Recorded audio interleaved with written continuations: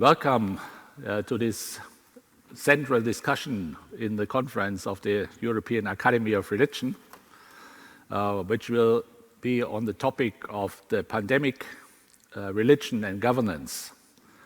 And I welcome to this conference. First, I like to welcome those who are online participating to this conference, Professor Jocelyne Cesari and Professor Dr. Binsar Pakpahan, and theoretically also Dr. Kenneth Mtata, who I cannot see at the moment. And here with me on the in the room here on the panel, Professor Nam Kyu Lee, which all of you I will introduce soon. Perhaps we have to wait till we get also Kenneth Mtata. I hope you understand me. Do you have given? Yes, I can hear. I can see you, I can hear you. But we cannot see you, but hear you. That's good. That's good to know. And Binsar, you understand us?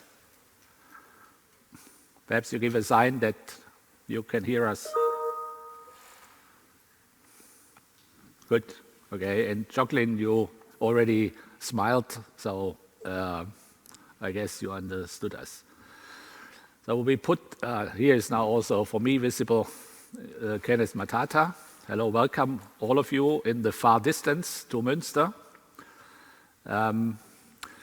In the last 18 months, we have been discussing every morning at breakfast and perhaps also in the evening at dinner and between permanently on all many aspects of the pandemic, of the COVID-19 pandemic, and on understanding the virus, understanding the pandemic, and understanding also the political management of the pandemic. And immediately there have been some writings of interpretation of all this, what happens now, not on a local scale only, but which affected all societies around the globe. And now after 18 months, it's like in philosophy, where the philosopher, according the German philosopher Hegel, starts the work in the evening when after the lift day, when you look back. He then says everything is gray then, because the vividness is out of what has happened.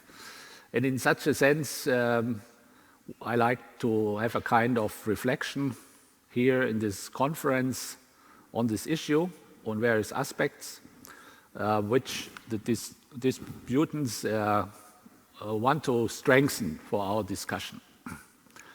And for this discussion, it's actually going back on an initiative of Jocelyne Cesari, and I will say later a bit more on this.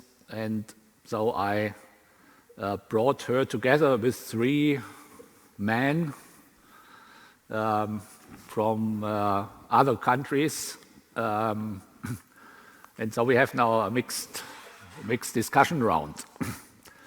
And I want beforehand, so that you know who is here in the discussion, I want to introduce all of you in 2 or 3 minutes each. So you have to be patient what I say about you. I hope it will be correct in the end. So Professor Dr. Jocelyne Cesari holds the chair of religion and politics and is director of research at the Edward Cadbury Center for the Public Understanding of Religion at the University of Birmingham, United Kingdom. At Georgetown University, US, she's a senior fellow at the Berkeley Center for Religion, Peace and World Affairs and teaches religion in the Department of Government. Since 2018, she has been the T.J. Dermot visiting professor. Oh, please, I beg your pardon for the pronunciation. That's my German limitedness with English. Visiting professor of religion, violence and peace building at Harvard Divinity School. 2018 until 19, she was president of the European Academy of Religion, and I'm a follower, a successor more or less than of her. Her work on religion and politics has garnered recognition and awards. So she gained some distinguished rewards like 2020 Distinguished Scholar of the Religion Section of the International Studies Association, or Distinguished Fellow of the Carnegie Council for Ethics and International Affairs and the Royal Society for Arts in the United Kingdom.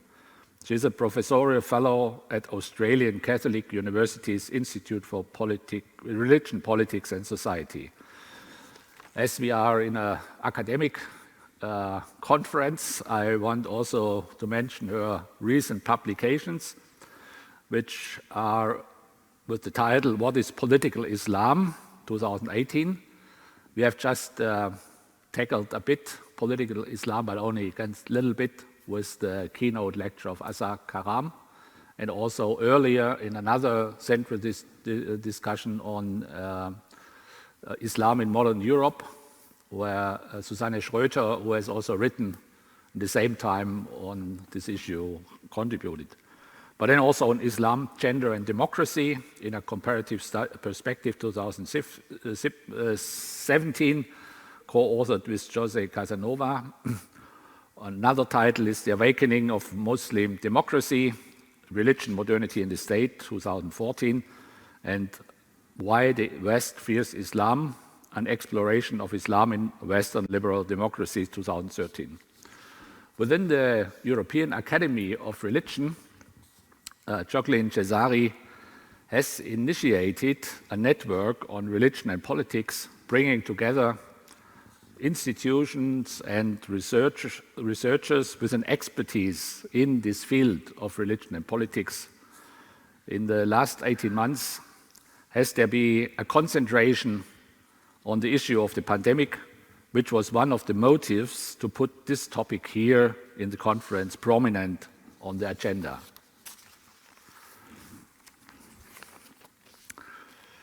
So the second one I want to introduce is Dr. Kenneth Mtata. He is General Secretary of the Zimbabwean Ecumenical Council of Churches in Harare, Zimbabwe.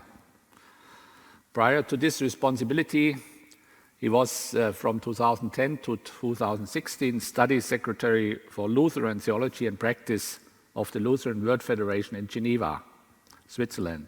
And prior to this, he has been teaching in Germany and was postdoctoral fellow at Göttingen University and the Institute for Intercultural Theology at Hermannsburg in Germany. His education he mainly got at the University of KwaZulu-Natal in South Africa, where he gained his PhD with a thesis in New Testament on the theme of space and place in the Gospel of John. I also like to mention that he holds an MA in Public Policy Management from the Hertie School of Governance in Berlin, which is the main European or the most prominent European institution of education in this field of governance. Dr. Mtata has edited 4 books on issues of biblical and general hermeneutics, all between 2013 and 16, but as well books on religion and development or dignity of work. And he has published a number of articles on issues of religion and Christianity in Africa, on hermeneutics and other issues. In the pandemic time, he has been with the Zimbabwean Council of Churches, been very active and stepped in for an inactive government in his country to inform the population, but also to prepare them with the means, the necessary means of protection. Here on my right side is now the third one I'd like to introduce, Professor Nam Kyu Lee. He is Professor for Systematic Theology at Hapdong Theological Seminary, University in Suwon, South Korea. He earned his Doctor of Theology 2009 at Apeldoorn Theological University in the Netherlands with a thesis on the teaching on predestination of a few, I would say, of some Reformed theologians of the 16th century. Professor Lee is at present for a half-year-long sabbatical at the University of Münster, doing research on confessional writings of Reformed Christianity. And as he is at my Institute for Ecumenical Theology in this time, I asked him if he could contribute something to the issue from a South Korean perspective, because all we know that South Korea had done especially well in the management, in an effective management of the pandemic. So I thought this may be also an enriching perspective to our discussion, but also your theological considerations on this. So his main publications are, among others, a German published book, Die Prädestinationslehre der Heidelberger Theologen, Georg Sohn, Hermann Renecherus, Jakob Kimenonkius, Daniel Tosanus, and published 2009. This may be interesting for the students of theology to hear these names, because I'm sure they have never heard from them. And then a Korean book in English translation, Confessions of Reformed Church 2020 in Korea. And the last one I like to introduce here is Professor Dr. Binsar Jonathan Pakpahan. He is Associate Professor at the Jakarta Theological Seminary in the field of ethics, philosophy, and public theology, and there also Dean of Students' Affairs. He received his PhD in systematic theology at the Vrije Universiteit Amsterdam, Netherlands, in 2011. He is also pastor of the Huria Christen Batak Protestant, a Protestant church in Indonesia, in which he is the secretary for the supervisory board of the various schools of his church.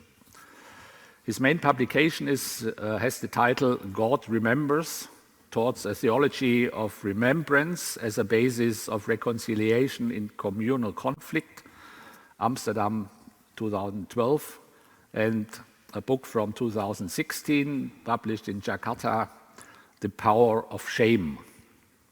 He has published several articles in Indonesian and international theological journals, and is now working in a new project on the theme of the role of shame and honor in Indonesian society and the practice of forgiveness in Indonesian Christian communities and its contribution of this practice of forgiveness to the formation of the Indonesian society.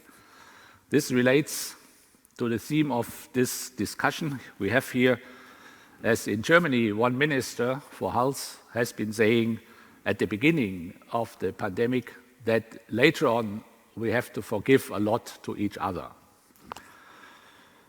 Dr. Pakpahan just arrived in Netherlands, and actually he wanted to come in person to this conference, but he was a victim of COVID-19 and had first to recover in Indonesia before he could travel, and now he just arrived there, and according to the rules there, he had to go in quarantine in the Netherlands. So I'm happy that you recovered and that you are here now virtually, and that we practice now co-presence beyond distance. It's almost a theological figure of thought. So welcome, and I introduce you now. I thought we have first some papers read by the participants, say developing their perspective on this topic of the pandemic, religion and governance. And I think I wanted the most profiled person, Jocelyne Cesari, to begin with. Thank you very much, Professor Grosshans, and thank you for being the driving force to make this happen, even despite the peculiar conditions in which we are online, and so I'm very grateful to that. So I would like to say just a few words to frame the question of religion and global governance. As you said, it's part of a discussion we are having with colleagues of studies and social sciences at the European Academy of Religion. And as we have all witnessed, religion has come very sharply into focus during the COVID-19. And it has been for multiple reasons. The first one being the limitation or sometimes failure of secular political institutions to provide security and safety to their citizens. And we have everywhere witnessed the positive role played by faith community to offer this security, and not only physical or material security, but I would even say psychological security. And that's something that has surprised some of the secular political actors or even secular scholars. But if like we are all here, either members of religious communities or leaders of these communities or scholars of religion, we know that religion has always fulfilled this particular function. And it's, for me as a scholar of politics, it's very interesting to see that for the first time in the last 20 years, and I'm using this lapse of time with a particular intent, which is to mark the 9/11, and we are now 20 years away from 9/11.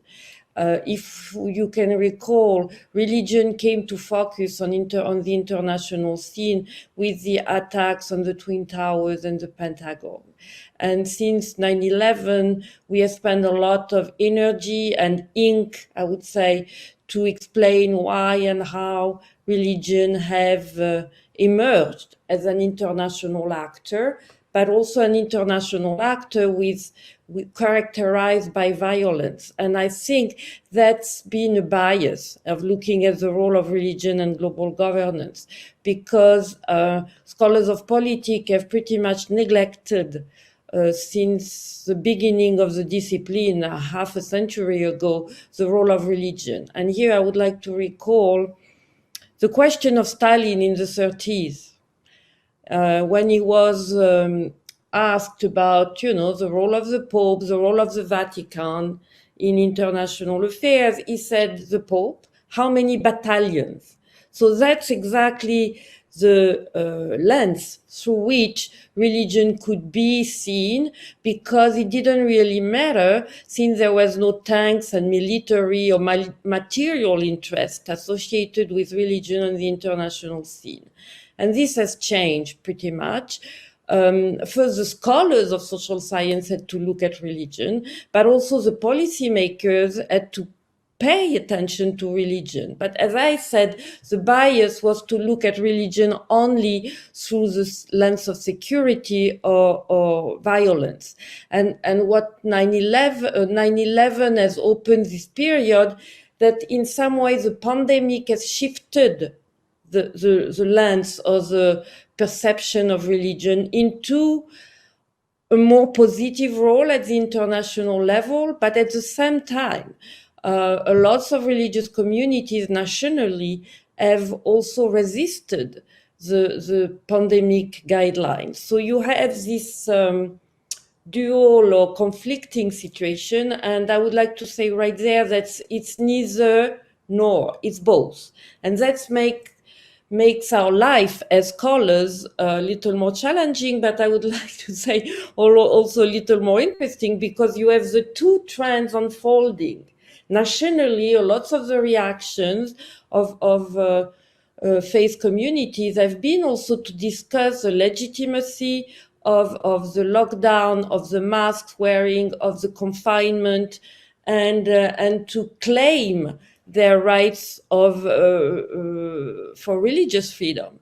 And it's interesting because in the US where I live, in a lots of cases, the states have granted exceptions or even exempted religious communities to some of the restrictions that were imposed on other kind of gathering or social grouping. And this is interesting because it's a very sharp difference with the way that public institutions have looked at the role of religion during the pandemics. So beyond or above these tensions between national political institutions and religious communities, we have also seen a more positive outlook of religion positing themselves at the global level. And here I would like to make a distinction between three terms that are not synonymous. The first one is international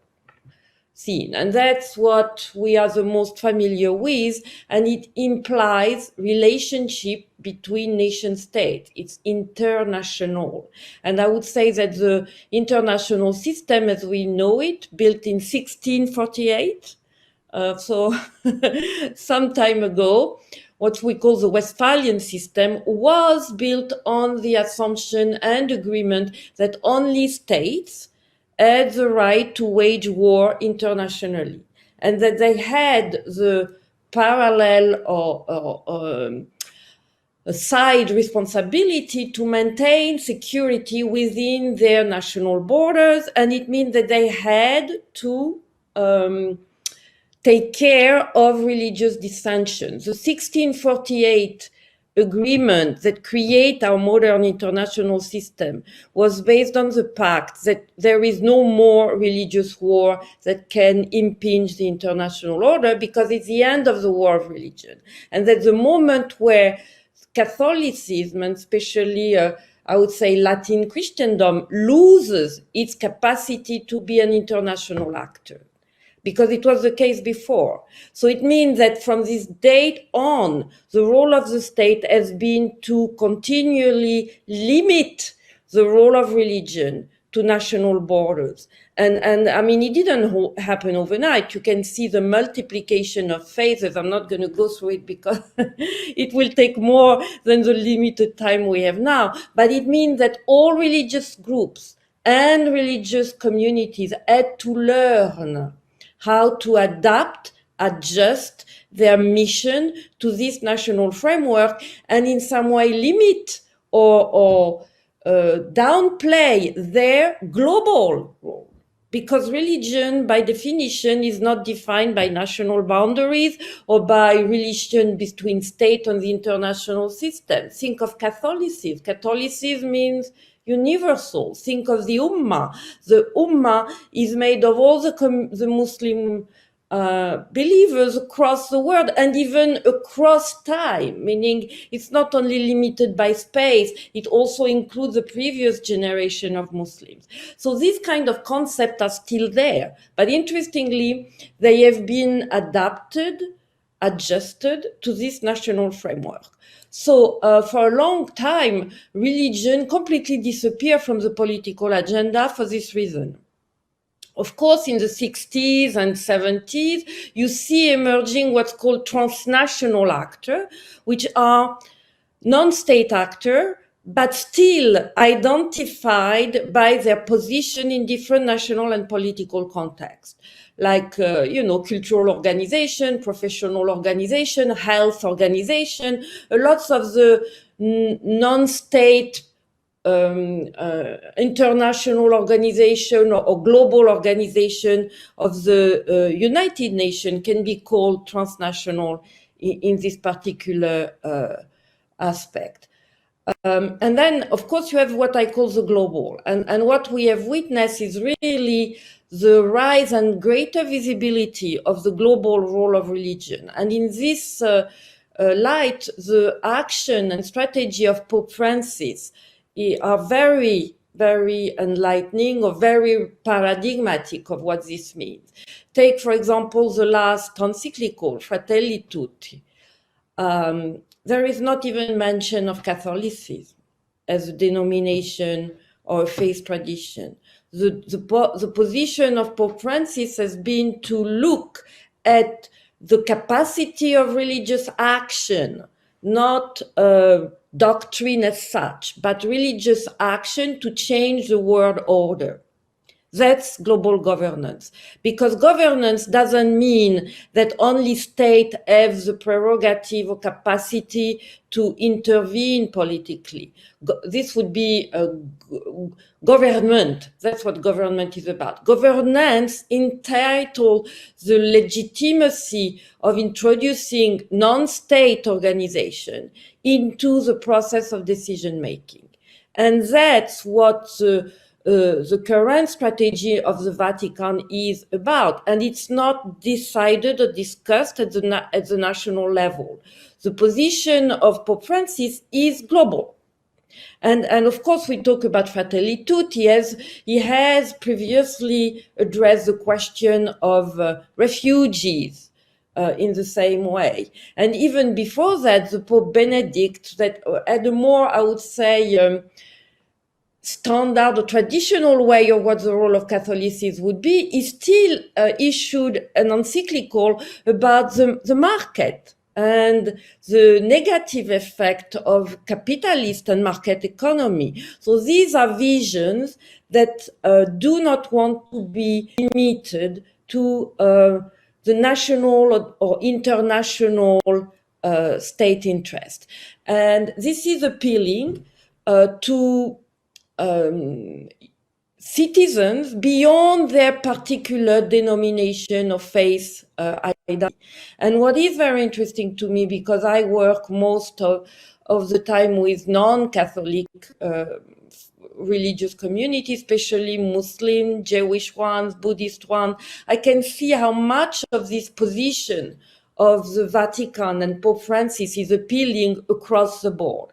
So, because as a group, I'm not saying that this is a specificity of Pope Francis, not at all, but I'm saying that it had gained more visibility than the initiatives of other faith tradition that still talk within their own group, or that are developing this approach, but have their audience limited by the boundaries of their faith tradition. It happened that Pope Francis looked like a legitimate actor, even for people or actors who are not of Catholic background. And for me, that's interesting to see his position when he went to Iraq, for example, and how he met with different religious authorities and governmental officials. And I think there is something in there. In other words, if I can finish here, because I don't want to talk too much,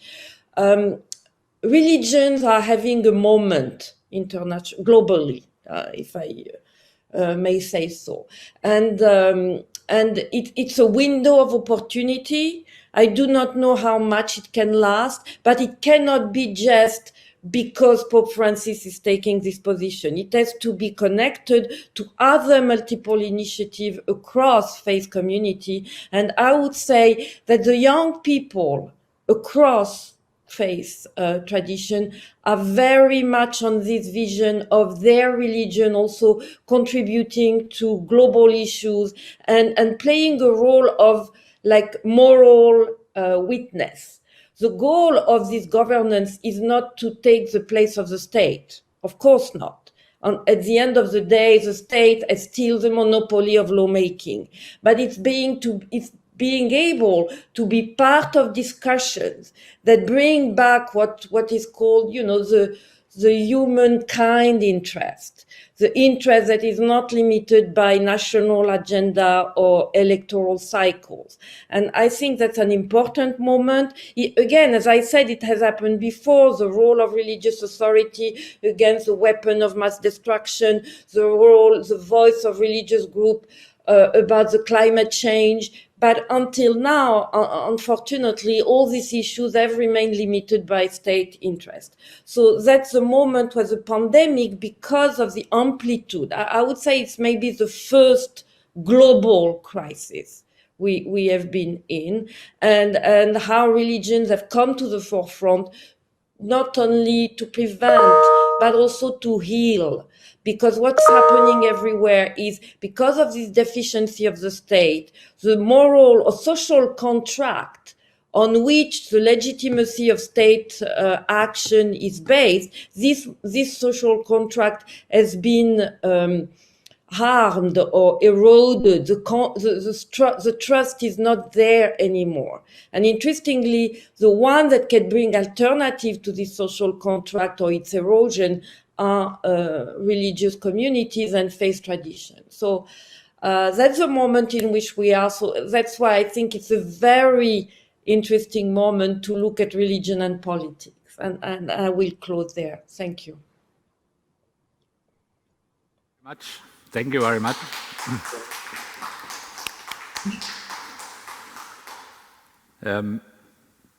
I relate now, I call now the next one who is on my screen black, Kenneth Mtata, because I think he can relate to some of the aspects which you mentioned, Jocelyne. Perhaps as what you did not so, or you related to the older times of international politics to limit religion to national borders. This may be the case with him, not necessarily because he's in all Africa active, but mainly in Zimbabwe. But they are known, they're doing this what you mentioned, to do a kind of governance of the religions in an ecumenical sense. So, Kenneth, are you prepared to talk? And if the connection is poor, then it's good you use only the voice and not your face. Do you hear me? Kenneth, are you off? No, in Zimbabwe not always is electricity. Okay, then perhaps we go. I call the next one of you. We have to. Yeah, there you are back. Do you understand me? I can hear you very well. I don't know whether I should take off my video. Yeah, but start talking a bit of your face, and then if it's getting too problematic, then I inform you and you close your video. Okay. Thank you very much, Professor Hans-Peter, and your colleagues. There is one underlying statement. Better to turn off your video. Okay. It's better I move my video.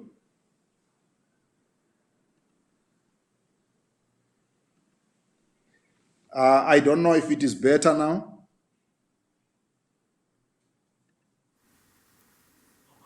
Can you hear me now? Yes, we can hear you. Yes. So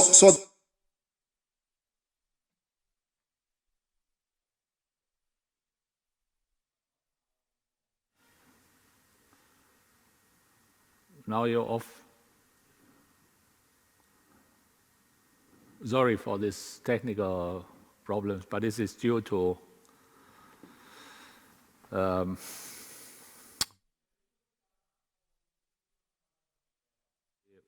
I think he was disconnected, the technicians tell me. So we go on, I would like to go on with Binsar, Pakpahan. Are you prepared to speak, Binsar? So I invite you to give your presentation. But we cannot hear you at the moment. Perhaps you have to unmute.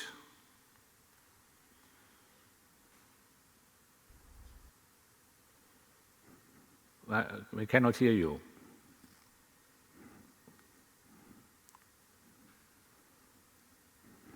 We cannot hear you.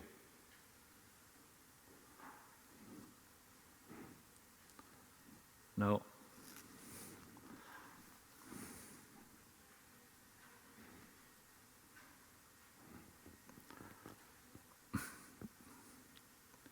We see you speaking, but we cannot hear you.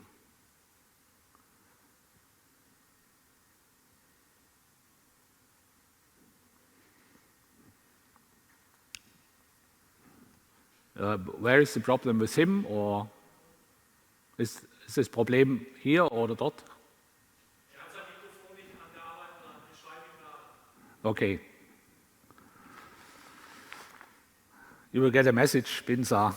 They inform you that your microphone is off.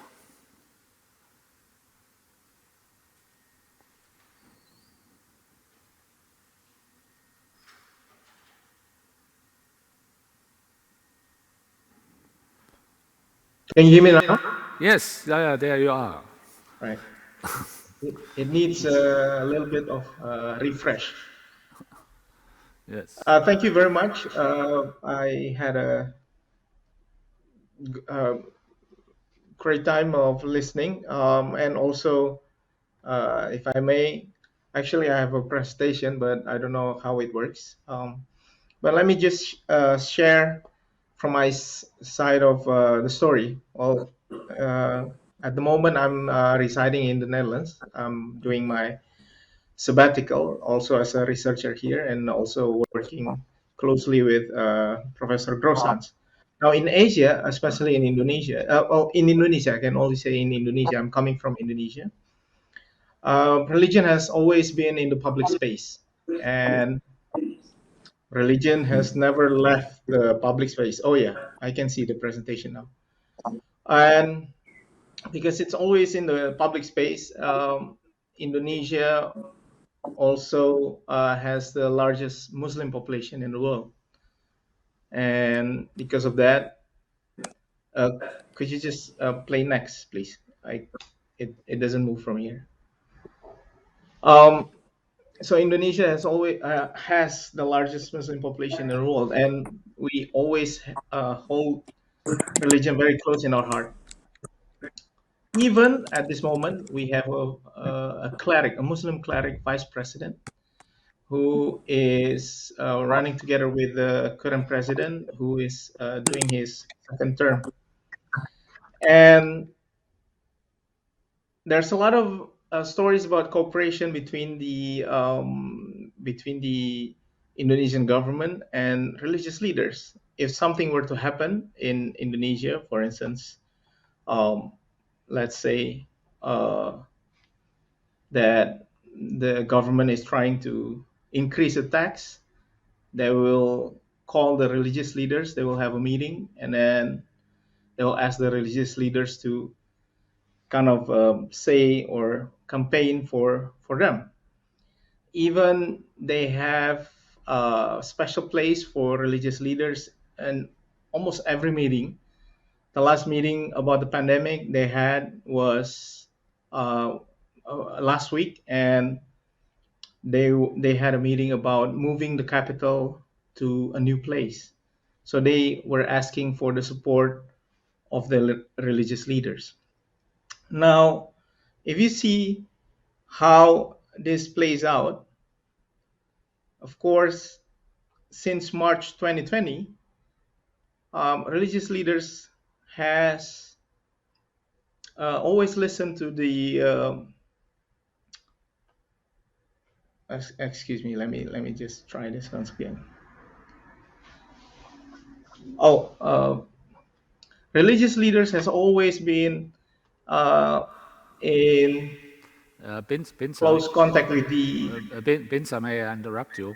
I can move your PowerPoint.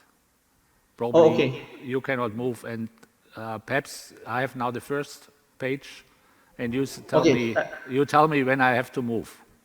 Okay, can you go next? Yeah, this is the challenges Again? in Asia. Again? And then the next, yeah. I'll just move this again. So this is the vice president on the right side. He's a famous cleric, and also he's the leader of the largest Muslim organization. And next, and this is the meetings between the president in various meetings with religious leaders. Could you go next? They have even during online meetings, the president also still holds a meeting with religious leaders. Could you go next? This one is meeting about moving the capital from Jakarta, which happened last week. Next. And this one is a meeting with religious leaders about tax campaign. They were asking the religious leaders to support the government decision. And next.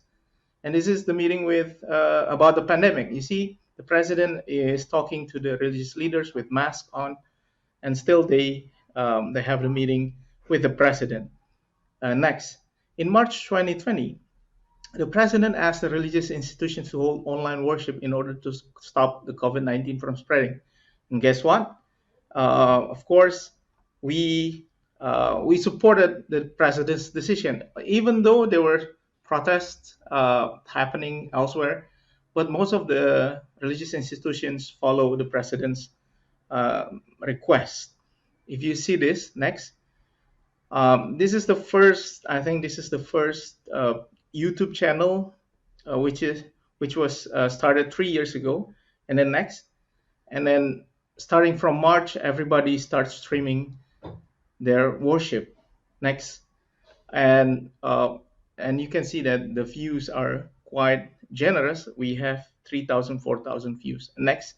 And then we also created a kind of a guidance how we buried the COVID-19 patients. Next. And also not only Christian, Muslims as well. And the next. But as you can see, Indonesia is a large nation.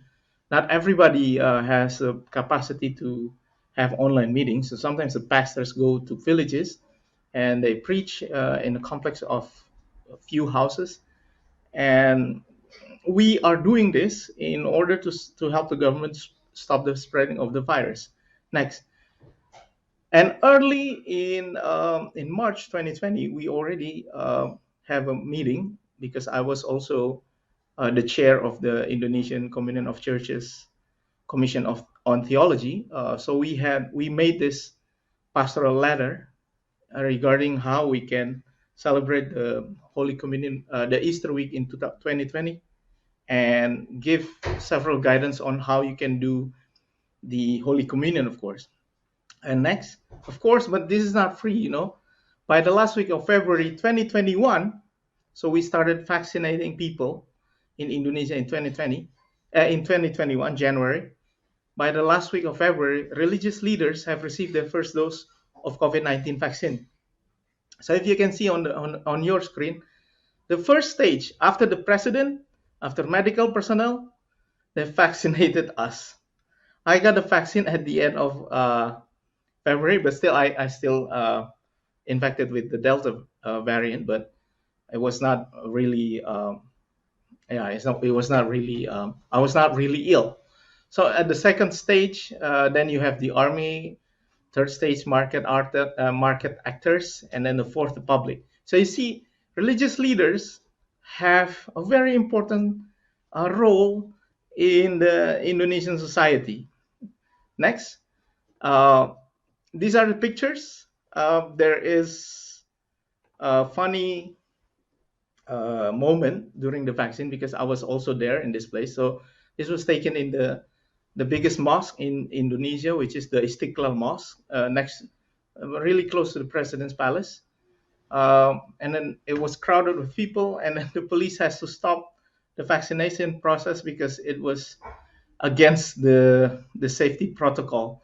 So apparently religious leaders were a bit difficult to stay with the rule.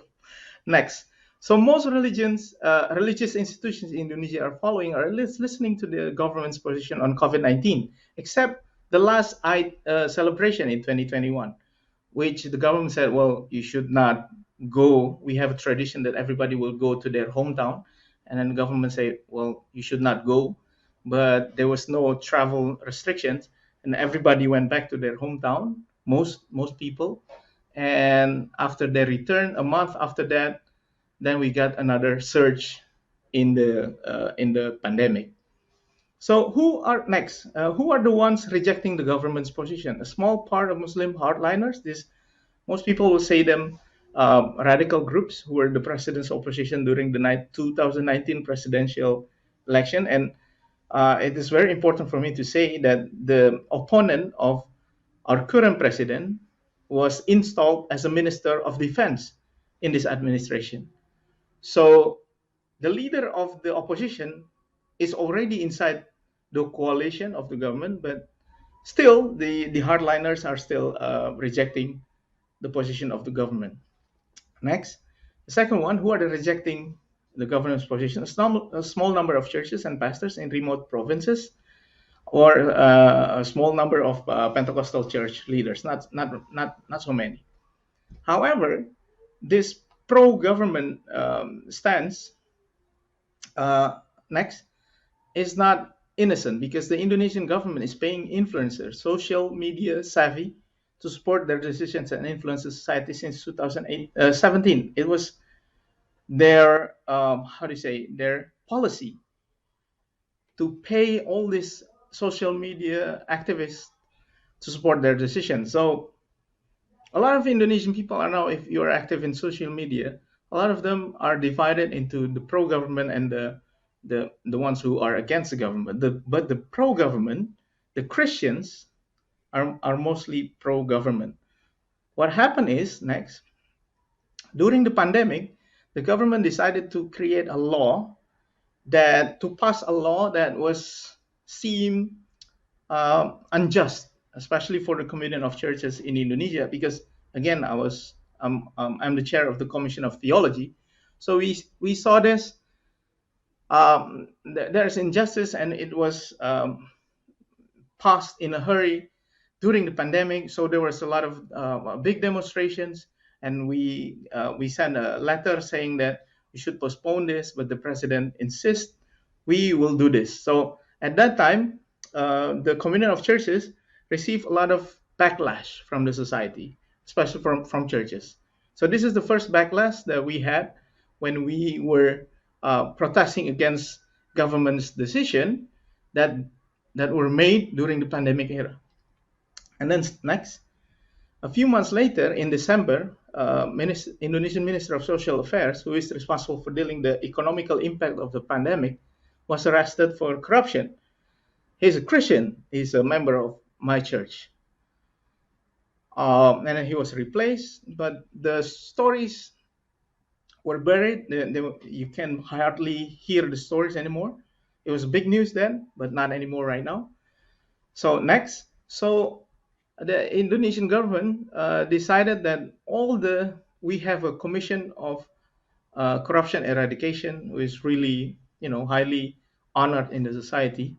But then after the last case of corruption, which was done by the minister, it died down.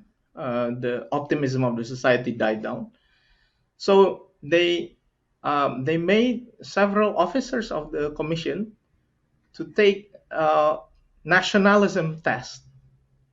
The Communion of Churches in Indonesia decided to protest against this decision, because we thought that it's weakening this highly regarded commission. And what happened next? We got another backlash. A lot of church leaders, members of the churches, they contacted us and said, well, and this time it's harsher than the previous one. This one, they said that we are the Taliban. Real. This is for real. They called church leaders in the communion of churches as Taliban, because we were not supporting the government's decision on that instance. So the theological discussion topics after the COVID-19 regulations basically happened because we wanted to support life. We wanted to support the government decision that pro-life. So we have a lot of discussion about pro-life church, its implications. We also have a lot of theological discussions about how people or institutions who are now against the government or saying something remotely against the government's decision on any issue will be called Taliban, will be called hardliners. Even I was called also a Taliban and a hardliner, which was confusing, especially for me. But that's the risk of being active in the public sphere. So next, I have only 3 notes. This is my end, my presentation.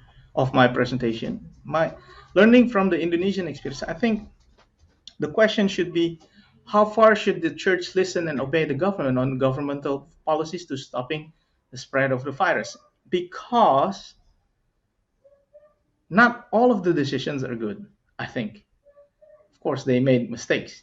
But how far should we listen? And how far should we stop our religious traditions in order to obey the government's demand? The second question next, how do religious institutions sound the critical voice towards the government who is supported by your members?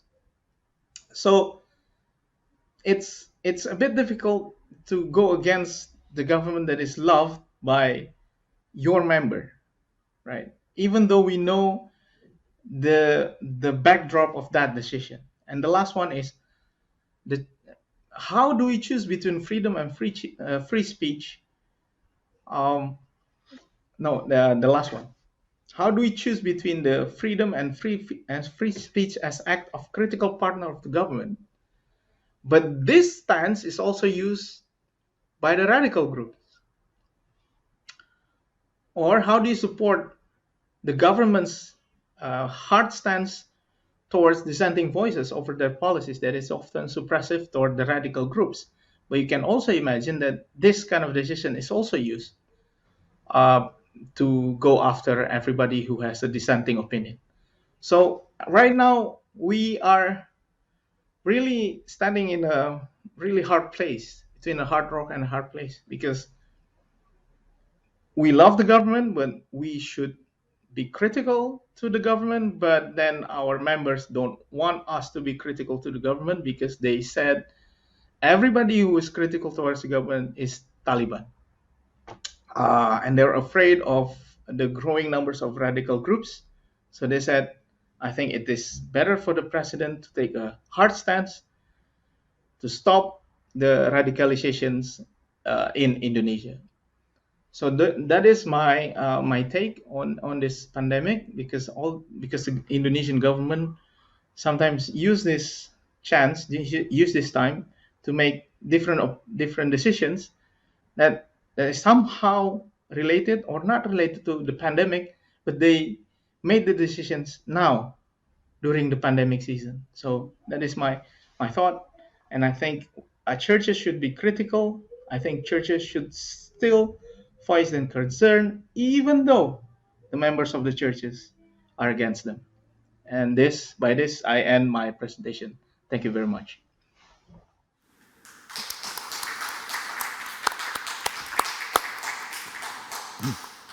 So thank you very much, Binsar, for this information about with the photos and so on about what has been going on, at least partly in Indonesia, in the relation of politics and religions, and also now about this last reflections which touch the question of governance, and I mean now his state governance.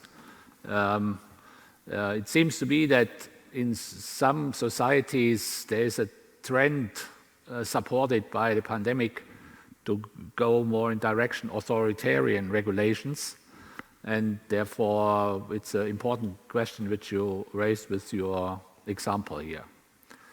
So yeah, now I would like to ask if Kenneth Mtata is back and available. How does it look like? Yes, I'm back. Hans-Peter, I don't know if you can hear me. Yes, I can. We can hear you. There we are all. So you can see me also. Yes, I can try. We'll see how it goes. So we have been informed that the pandemic is most dangerous where there is pre-existing conditions. And this is normally a reference to individuals. But it is also actually true where institutions of the state do have pre-existing conditions. And that's why what I want to present here is the interface between religion, our governance, and the pandemic, wanting to show their interface in the context of Zimbabwe. When the pandemic broke out in 2019, you will remember that the African continent was spared for quite almost half a year. And there was an assumption that maybe we are going to be spared forever. Actually, we remember one of our politicians speaking that the reason why the pandemic was affecting the Western world and not Zimbabwe was because God was punishing them for sanctions they had put on Zimbabwe. And it was such understanding that created the context in which the pandemic was generally understood.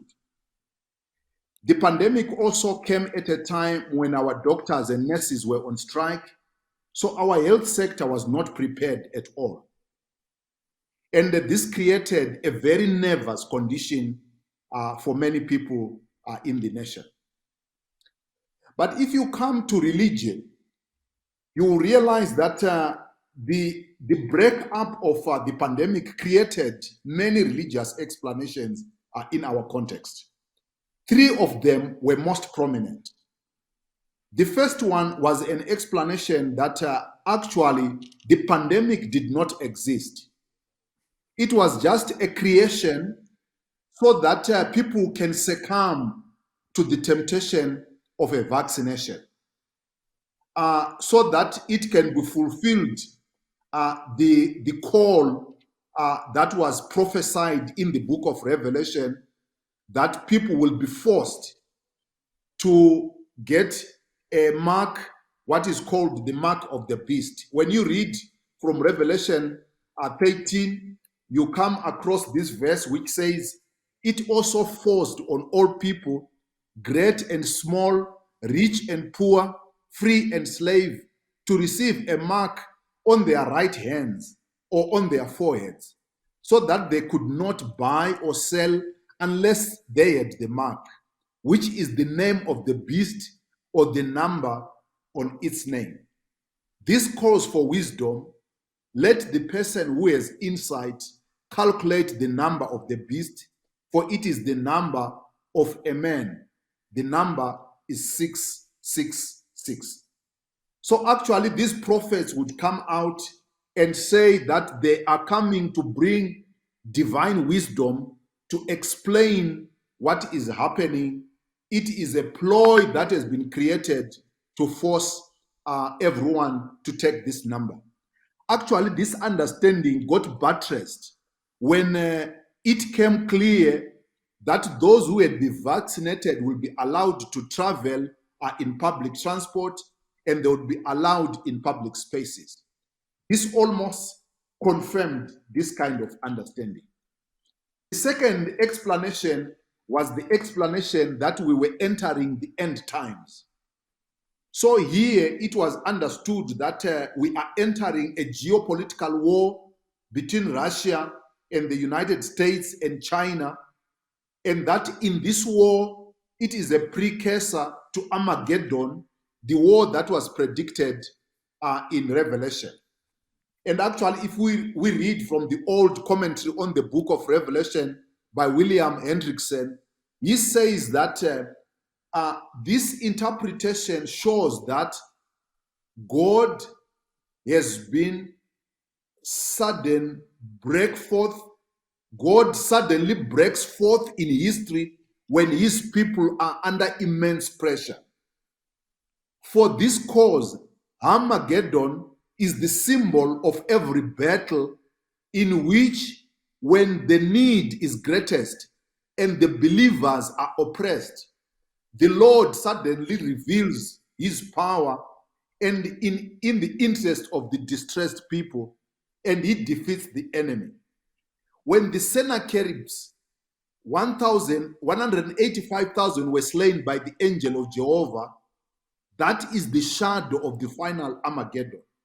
When God grants a handful of Maccabees a glorious victory over an enemy which he outnumbers, this is a type of Armageddon.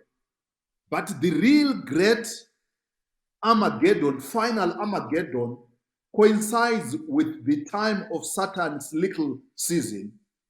Then the world under the leadership of Satan, anti-Christian government, and anti-Christian religion, the dragon, the beast, and the false prophet is gathered against the church for the final battle, and the need is greatest when God's children are oppressed on every side, cry for help, then suddenly Christ will appear on the clouds of glory to deliver his people. This understanding was actually strengthened when we were told during the pandemic that people could no longer go to church to worship. And they felt this was the time when the children of God were being oppressed, and therefore the end of time was coming to an end. Now, we also need to look at this from the perspective of governance. For those who may not know our government, I think it's important for me if I can give you just a big background that we have a government that has a very strong relationship with China, Russia, and Iran.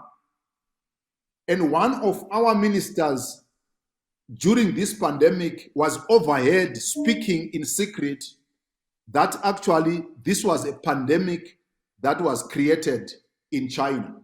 You can see the crisis that this created for our government. But to show that the relationship with China was very important during this pandemic, our government managed to be one of the few governments to access the vaccine from China. And if you look at the map of vaccination globally, you will realize that we are one of the few African countries where many citizens have been vaccinated.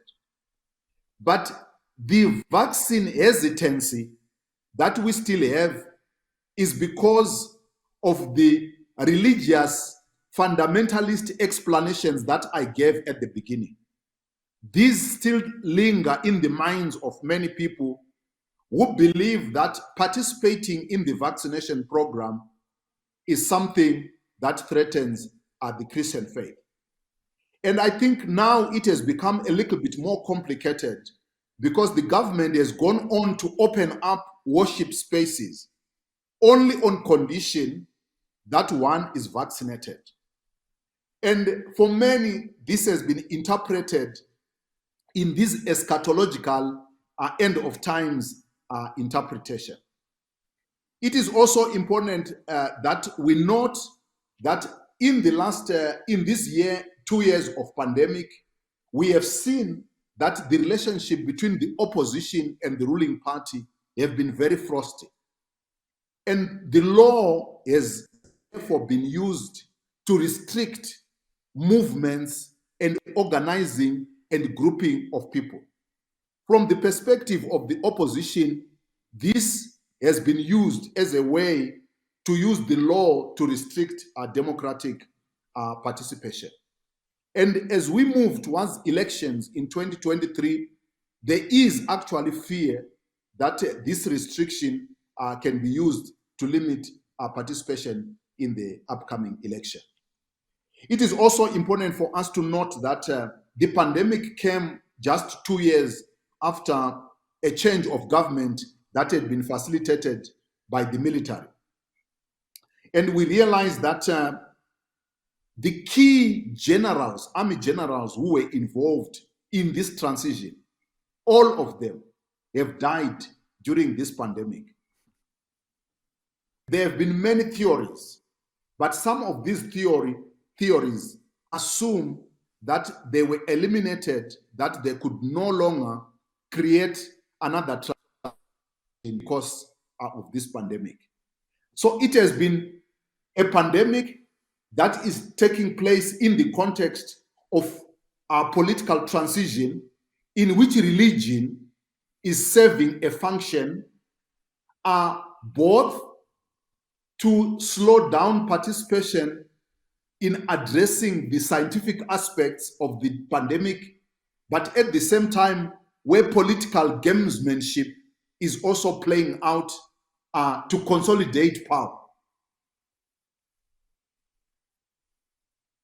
Of pandemics here in Africa, we can see that from the colonial period, whenever a pandemic broke out, the relationship between the religious actors, political actors, became very, very complicated. What we have just seen in the last few days now, we can see that there is a group of those churches in Zimbabwe that do not believe in scientific medication. Those churches that do not go to the hospital. These have created a new problem for the government. Because on one hand, they constitute a large part of the voter base. So you need them for you to consolidate your political power. But at the same time, they create a problem in delivering the health system of the government, especially as far as vaccinations is concerned. So what we have seen in the last few months is a very complicated relationship in which, on one hand, even though religious gatherings have been restricted, these church groups can gather in thousands and thousands of numbers without any one of them having been vaccinated. While at the same time, the government is not sure how they can manage this group, because any negative action against them can threaten the government to hold on power. It is in this context that we have also been exercising our own contribution, because we are supporting mission-led hospitals where science is believed and where we are encouraging people to participate in getting their vaccines. But we are participating in this context of contradictions. On one hand, we are trying to advocate for opening up of democratic space, and this can be interpreted by government as a rebellion. But on the other hand, we are also viewed by the government as an appropriate ally, because we are encouraging people to get vaccinated. And it is in this complexity that we find ourselves participating. And that's why we find your theme at this conference speaking to our own context, that the pandemic, religion, and governance seem to be at a confluence that is very interesting for our understanding of our faith. Thank you very much. Yeah, thank you, Kenneth, very much. You showed us, gave us insight into the situation in Zimbabwe. The religious, very interesting, this apocalyptic religious interpretations of what was going on, and also supported by really happenings, really events in the public sphere or in politics. But you also made clear, sound, say, understanding of dealing with the pandemic from, say, your organization, the Zimbabwean Ecumenical Council of Churches.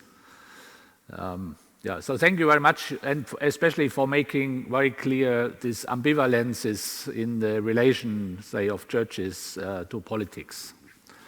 Now I would like to invite you, Professor Lee. You may be seated as you like. You can stand up. as you prefer. He can move, that's it's not, the camera is following him. And please, your presentation. Okay. Yeah, here I will give you an overview, general information, what happened, and what voices have been during the pandemic in South Korea. I look at this from the view of religious freedom, or the relationship between the government and the church. South Korea has about 52 million inhabitants. According to research last year, about 18% of them are Protestant, 13% Catholic, 16% Buddhism, and about 52% of Koreans have no religion.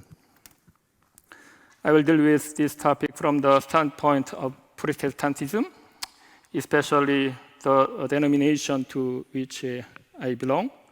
I'm a Presbyterian.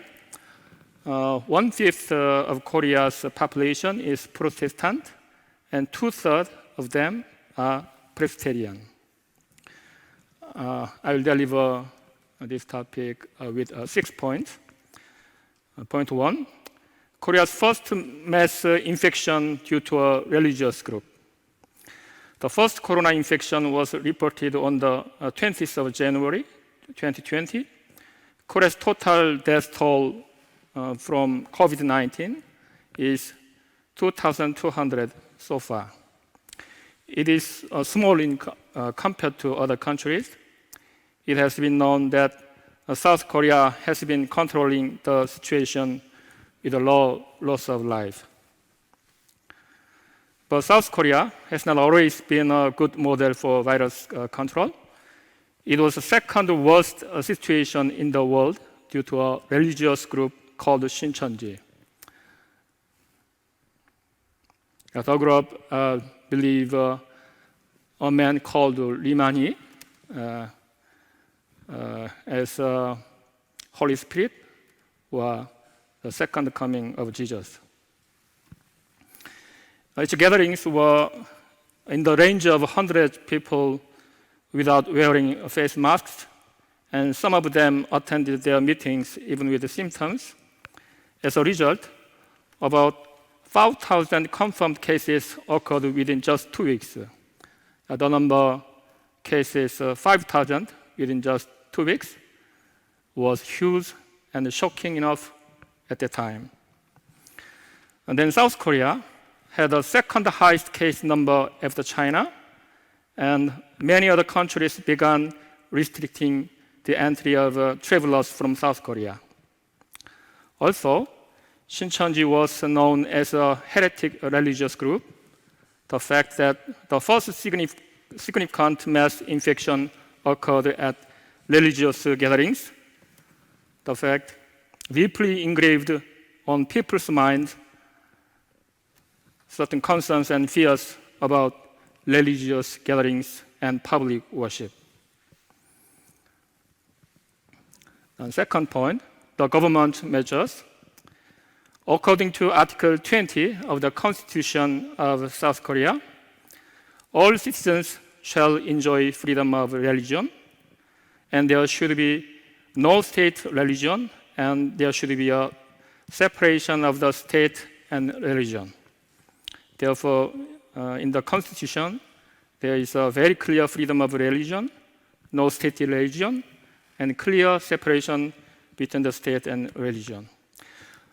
When the authorities carry out bans or restrictions on religious gatherings, the central and local governments depend on the law for the prevention of infectious diseases.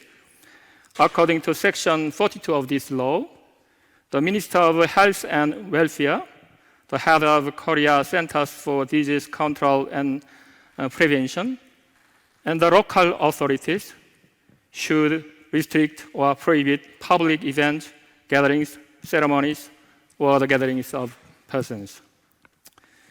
The government measures led the situation in Korea to gradually improving again.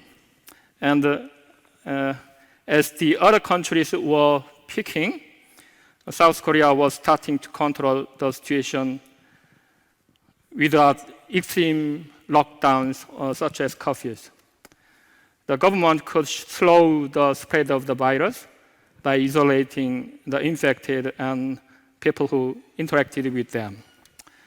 And there have been other measures people must comply with, like wearing masks, social distancing, and restricting gatherings.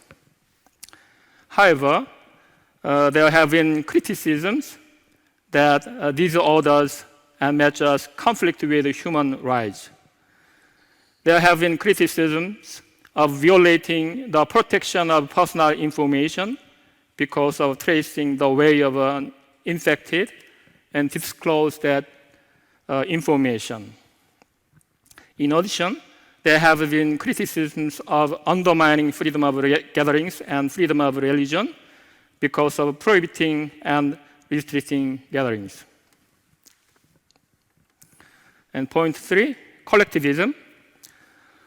Most voices about protecting personal information, freedom of religion, and freedom of assembly are drowned out by public sentiment, a kind of collectivism. I want to introduce this public sentiment that dominates Korean society. It is often called collectivism. People have often viewed this Korean collectivism negatively, but its positive aspects have been found during the pandemic.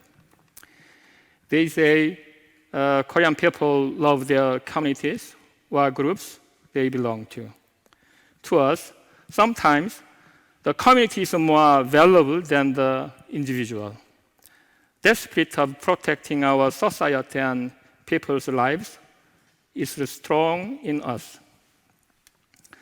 If Koreans would be asked why they are wearing masks, is it to protect their community and society or to protect themselves? Many would answer that they wear masks to preserve their people rather than themselves. Most Koreans think that if personal sacrifice is necessary to protect the community, it must be done. Korean society and most individuals have naturally accepted the sacrifice of privacy and individual freedom, various assemblies, and public worship. Korean culture praises such sacrifices as an ethic of consideration for others and their community. On the contrary, if you harm your community or people around you, you should get blamed.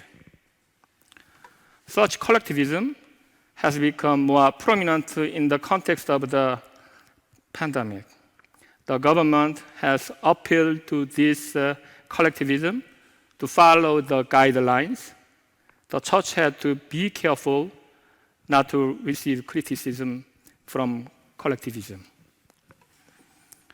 Point 4, concern about principle of proportionality.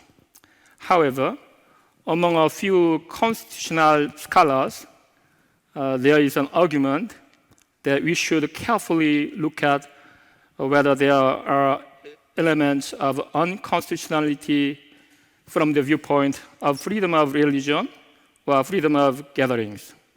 The argument, called the principle of proportionality, is as follows. For example, over 25 million people, or more than half of the Korean population, live in the Greater Seoul area. Here, many people use public transport to commute to work, spending more than 2 hours round trip. During the pandemic, people may use the full-packed subway. However, 90% of worshippers may not attend public worship, according to the government guidelines. Is it justified for the government to prohibit or restrict public worship and gatherings while allowing a full-packed subway.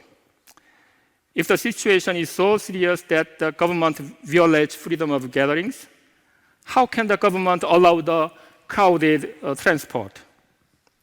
In such way, a few have raised concerns about violating this principle of proportionality.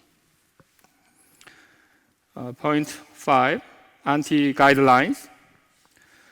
Though they are not loud, there have been such voices from a few individual churches, whether the bans or restrictions of gatherings threaten freedom of religion as constitutional rights. Such churches held their meetings intentionally, knowing that those meetings violate administrative measures. However, since they have stood against the current government for a long time, there is great suspicion that they are gathering in order to protest this current government in the name of freedom of faith. You can notice here that when judging such a voice, the position toward the current government, for government or against government, can be taken into consideration to some extent. However, as I mentioned above, that voice is not strong. In addition, the act of worshiping in violation of the government's guidelines is criticized as a selfish act that does not consider the people and society. 70% of Christians support online worship during the pandemic, because the first serious outbreak in Korea occurred at a religious group, Shincheonji. Furthermore, after outbreak, several times, a few severe infections occurred at religious groups. Even though many of them are part of a heretical line from the point of view of the traditional church, they didn't comply with the government's measures, not wearing masks and eating together indoors. Based on the belief, God keeps our measures, so we don't get infected. Since the virus has spread through that religious gatherings and public worship, people think that public worship is one of the riskiest acts during the pandemic. Worshipping without guidelines became a great hurt to the entire Church of Korea. Point 6, theological answers.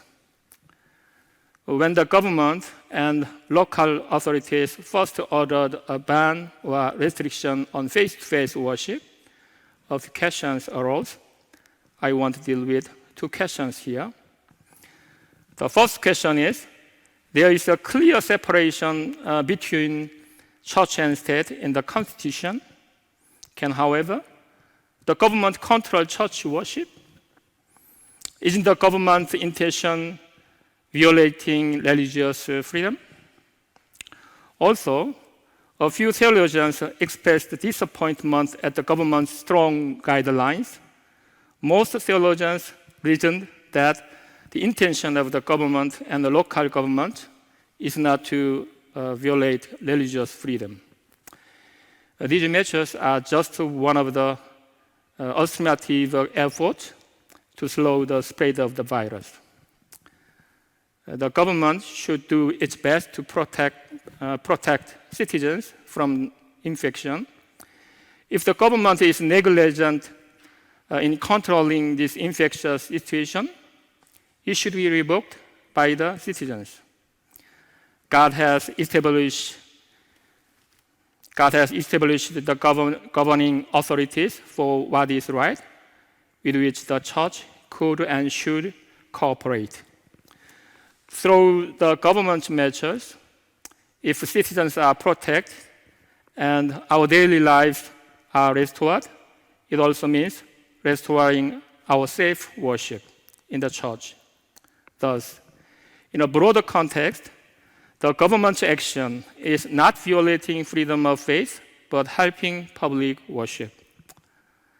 Suppose the church does not follow the government guidelines and conducts worship services, thereby increasing mass cases of infection. In the case, it will harm neighbors' lives. So it means disobeying the order of love for neighbors.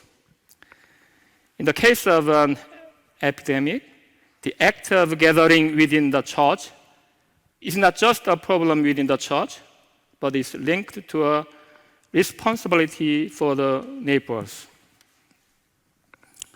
Now to the second question. Because the internet environment in Korea is fine, the government asked church to have a worship service through video. So most churches held worship services through live streaming. And then the question arose, is it to worship through video legitimate? A theologically reasonable answer to that question is necessary. Because even if the government bans face-to-face worship, it does not violate religious freedom on the condition that public worship through live stream or video is right theologically. The question about video worship is to be answered to a believer because individual believers should offer public worship before God without any translation. Is video worship acceptable worth to God? The answer from theology is that video worship service is also justified because the Holy Spirit is with us whenever or wherever we worship. Then, may face-to-face worship be replaced with online worship completed? No, it is allowed only in an extraordinary case, such as an epidemic. However, it is more difficult to solve the problem of sacrament. As the restriction or ban on gatherings prolonged for many months, the question of the sacrament arose. Is it allowable to hold the baptism or the Lord's Supper through a live stream? I can mention the decision of the theological community of our denomination, saying that baptism is possible, but the Lord's Supper is not proper. It was all the general information I would give you. Thank you.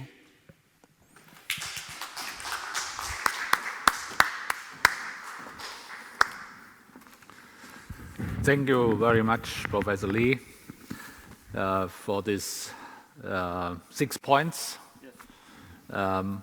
I find, from my perspective, interesting the remarks you made were the specific, say, Korean soul, more or less, say, mindset you addressed.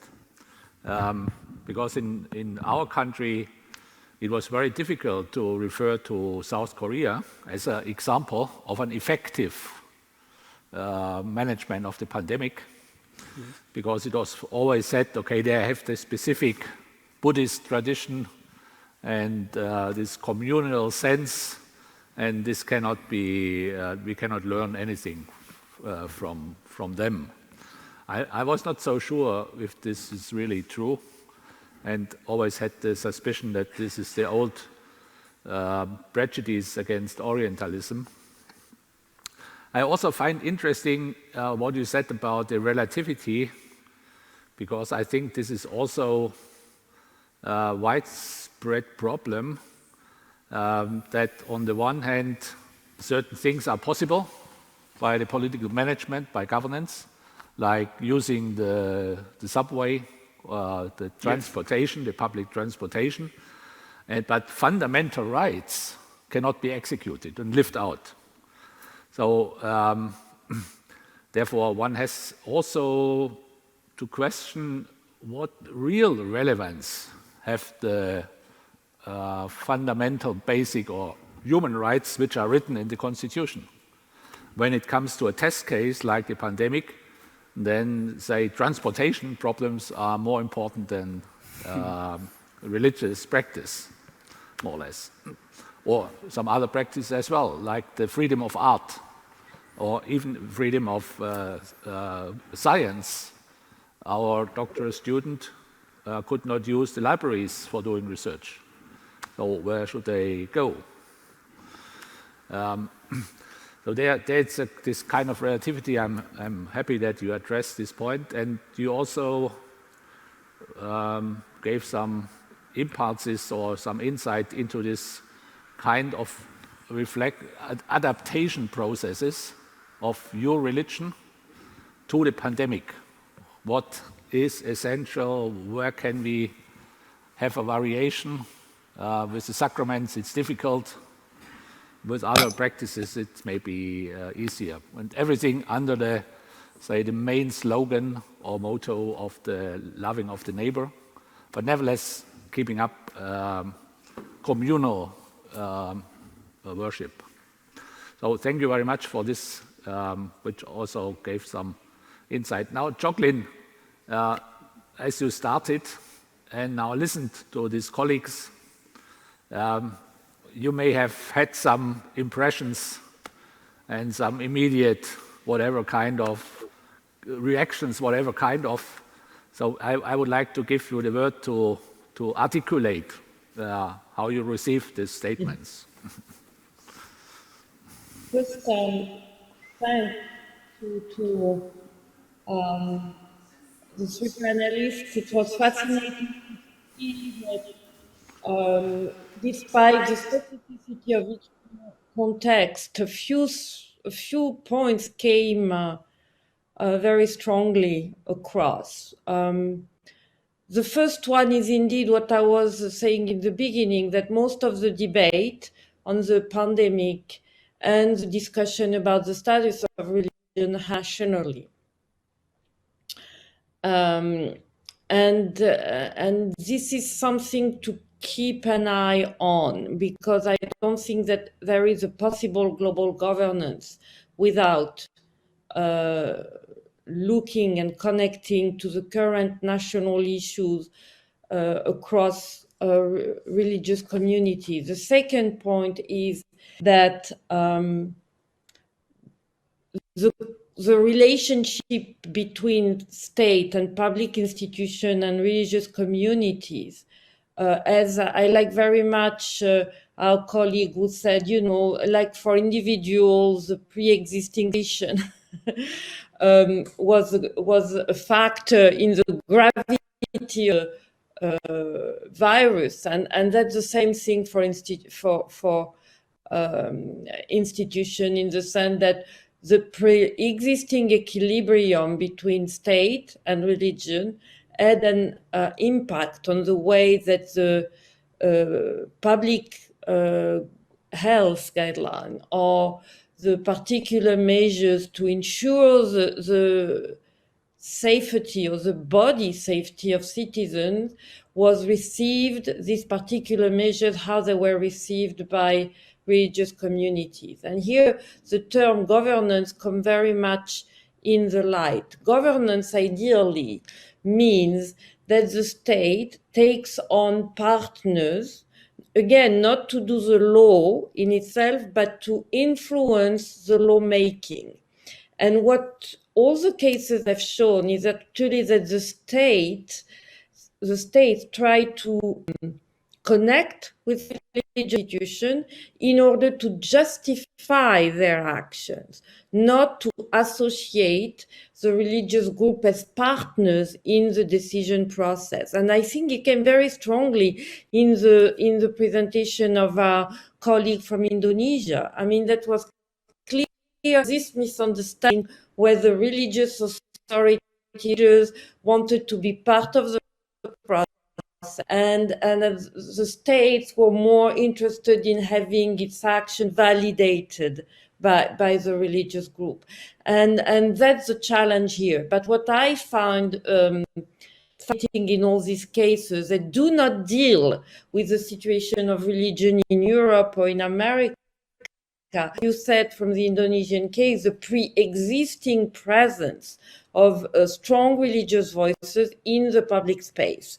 While it seems to me, not in America, because this was already the case, but in Europe, the religious authority had also to fight against the fact that this presence was not a given.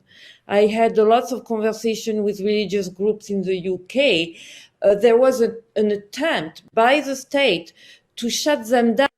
For example, there was a lots of discussion, should we allow the chaplains in the hospital? And you know, in lots of the cases you are describing, this is a given. In America, this is a given. In some very secular context in Europe, it's still not a given. So we are also here seeing different level of pre-existing status of religion in public space that is affecting the way that the pandemic is changing this relationship between a political institution and religions. And in this particular aspect, it's very interesting that all the religious groups are voicing something that is common to all citizens, which is the fear that the state is taking advantage of a particular situation to restrict freedom.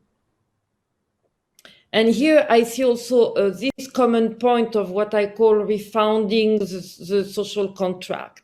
If there is one kind of group that has alerted us in the last 2 years, the capacity of the state to take on some more prerogative of control without possibly never giving it back, that has been the religious groups. And this is a concern that is not only, I would say, particular to religious groups. Again, it's something that you see emerging across the board among citizens, and again, even in very so-called advanced democracies. So indeed, in situation where the state has already some kind of authoritarian position, it's kind of obvious that this will happen, but it's also happening again, as I said, in the advanced democratic context. So this is really interesting because, again, as I said, it's a moment for religious authorities to be able to articulate this kind of concern beyond the religious, background where they come from. That's how you participate in the social debate. And that's what Habermas would say, that there's a translation, how this concern about religious freedom, grounded in the current tension between state and public health guideline, can also resonate with a greater concern on the civil liberties of citizens, anxious or threatened by the greater capacity of the state to control. That's the kind of translation that, if done successfully, can allow religious groups to be part of the refundation of a new social contract. And I stop here, but thank you. This was enlightening and really stimulating for the kind of discussion and reflection we want to have. And I hope that our panelists will join this reflection in our network on religion and politics. Thank you. I have to say that you have not only the religions or the churches and faith communities had problems, but also, for example, artists, the whole area of artists, of art, music, theater, and what's on. They were really disclosed from the public fully. And as they are not so good organized like religious communities or faith communities, they not even could raise a voice in an organized form. So there you can see much more the limitations and the not listening of governments, not to the protests, but to the imagination and the fantasy how they could do their music in their theater without spreading the infection. Nobody listened. But I would like to relate to Kenneth Mtata now, in the sense of your last remark that, say, governments try to strengthen their power, get more control, so using the pandemic to stabilize their position and controlling much more the population than before. And in your country, they're already controlling a lot of the population, very much the population. What is your experience on this issue in your country or in your background? Perhaps you also can look out on other African countries as you have a good knowledge on all this. Yes, I think I can see some commonalities with what has been presented, especially from Indonesia. But in our case, it's very difficult to describe our context in a normal democracy because we are like a nation that is in transition. We only have a new government in 2 years. 2020 and 17, we had a change. And this change was facilitated by the military. So we do not know yet what it means because we don't know how we are going to proceed outside that framework. So the idea of consolidation of power is primary in everything. There is a desire by civilian leadership to make sure that the military power no longer has the hold that they had in 2017. So on one hand, they would need the support of the people, but at the same time, they are afraid because the people can, for quick solutions, they may align again with the military and change the civilian leadership. So the pandemic is coming at a time when a nation is very unstable. Unfortunately, there has been political change in Malawi, where a religious leader has become the president. And there has just been another political change in Zambia last month, where the opposition got into power. So you can imagine the level of anxiety for our government. So the pandemic is just a small thing as far as they are concerned, because at the moment, survival has become the most important thing. So in such cases, restricting gatherings is not only serving a health cause, but it's serving a political cause. Unfortunately, in an economy where 90% of people are not employed or they are self-employed, if you close the public space, all of a sudden, almost 90% of the population has lost income.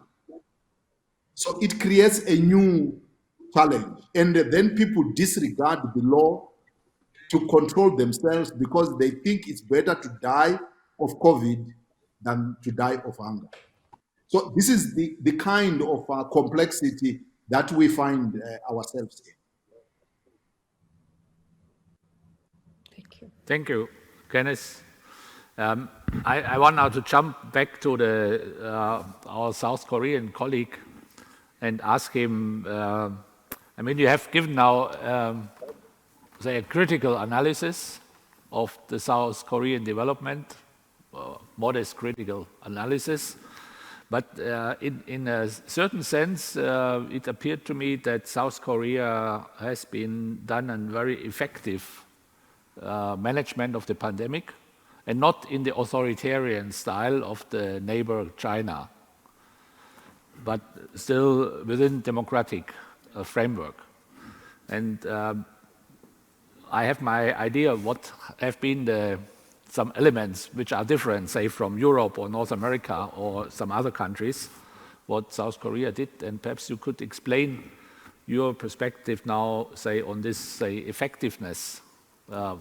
Like, for example, I read an analysis which emphasized very much this very positive attitude to modern technologies in the South Korean population, which allowed, so there was no protest of using digital means to analyze the contacts and so on.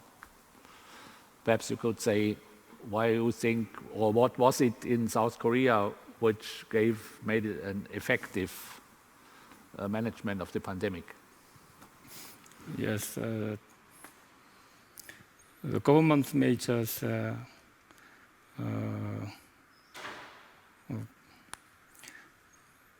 was carried so out. First, government should trace the infected. Yes, because that government testing many people.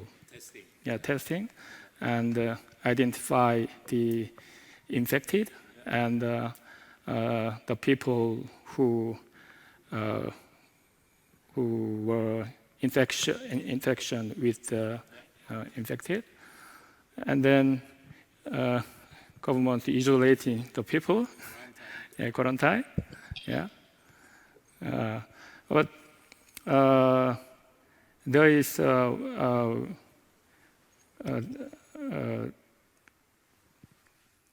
problem arose is about protection,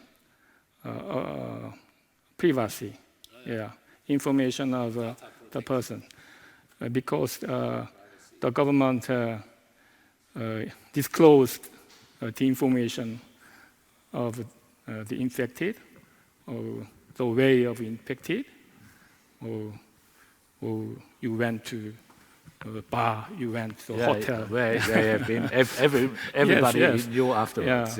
Yes. This is violating human rights. Privacy, yes. Data protection.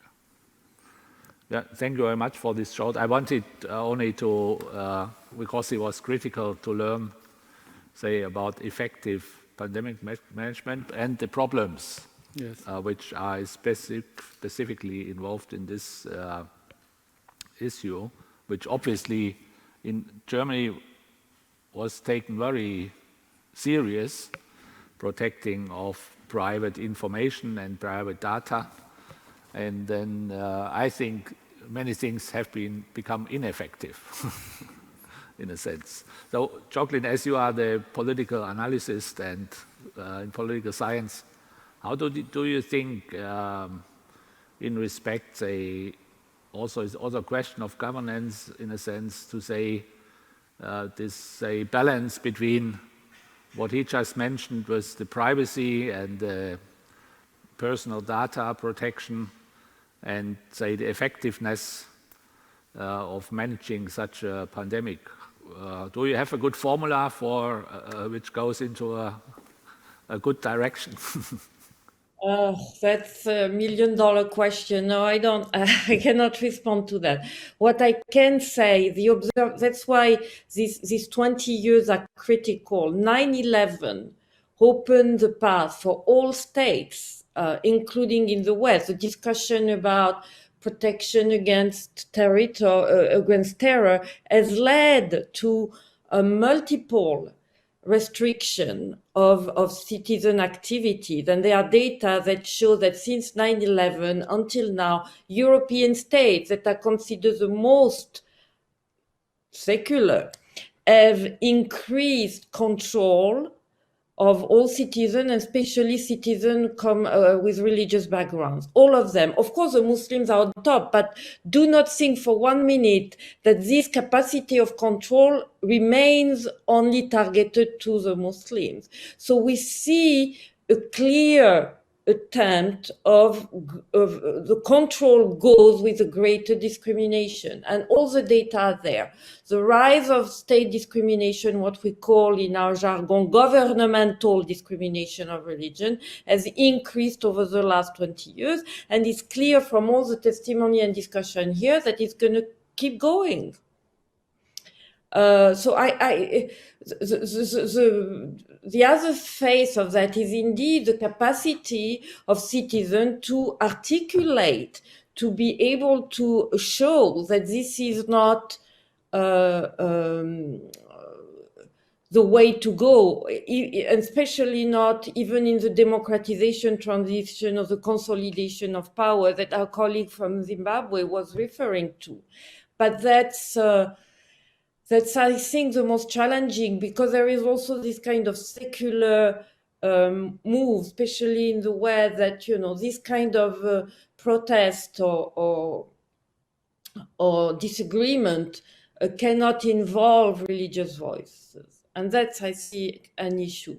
While it seems that in countries like Indonesia, on the opposite, religious leaders are at the forefront of this kind of, and even in Zimbabwe, if I have heard properly our colleague, in other countries, religious leaders are at the forefront of this claim. Again, how do you translate this claim into some kind of demand that can be heard by everybody, religious and non-religious alike, and that's the challenge in which we are now. Binsar, you also to bring you once again into the discussion. I mean, you now showed the problems. On the one hand, you love the government, you said. I mean, a strong formulation. I probably would not use it for my government, even if I like it. But you, on the other hand, you are now have the problem that you are, your church is getting into one discourse side with a radical opposition. And why? What is your protest? What is so important for your church that you cannot adapt to the general security rules of the hygienic rules against the pandemic? Well, the problem is, I think there are 3 points that I would like to raise. The first one is, I like what Professor Jocelyne said about how religious groups, religious leaders have their influence in the society in probably most Asian countries and also African communities, but countries. But in that term, I think what plays a role in the European community is economy. On the one hand, that is the one that we are a bit lacking, which is economy. So I think our government is focusing more on the economy. If they close down everything, I think the economy will collapse. So that was a really difficult choice for our government in this instance to take. I believe that in Germany, in the Netherlands, if you're quarantined, you'll get social security. But in Indonesia, if you don't work, you die. So it's the option is between dying because of COVID or dying because of hunger, and a lot of people will choose to go out due to fear of hunger. So economical society and economy and difficulties in that term is really playing a big role for most of the government decisions. The second one is fear of radicalization. So a lot of Christian groups in Indonesia now are in this kind of fear of growing radical groups in Indonesia. They think, well, I cannot say they, I'm also part of them. We think that, this government is doing well in preventing that. But in order to prevent that, you have to be a bit authoritative in a way that you're making decisions. Last year we passed a law on electronics and medias and digital medias, and now if you badmouth the president, you will get arrested. So that's kind of a situation where we're in. But on the other hand, we also disagree with the growing groups of radical groups in Indonesia. So it's really a difficult options, and I see that most of the Christians they love this government. I will say love, because whenever I criticize the government, they put a stamp on you. They put a stamp on you.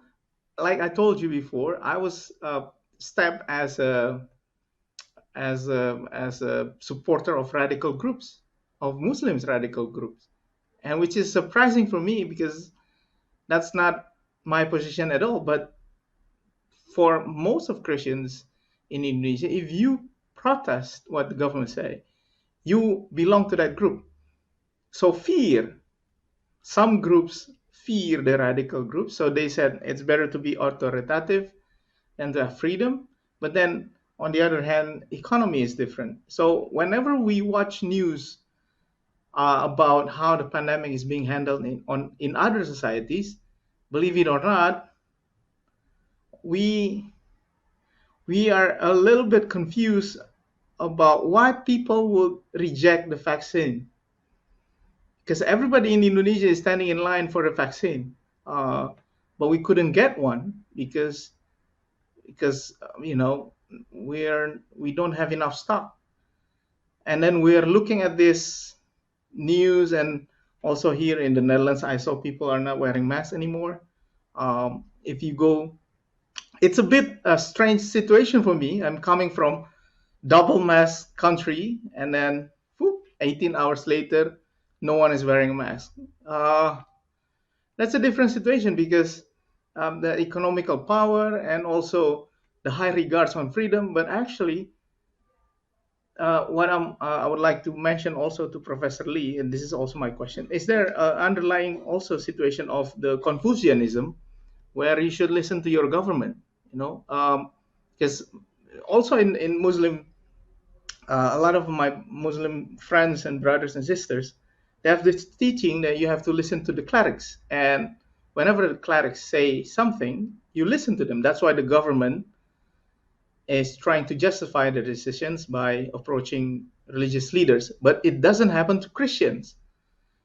Christians, I don't know, maybe we learn not to listen all the time to our leaders. So that's what happened. I mean, if the leaders reject the government positions, they will protest their leaders.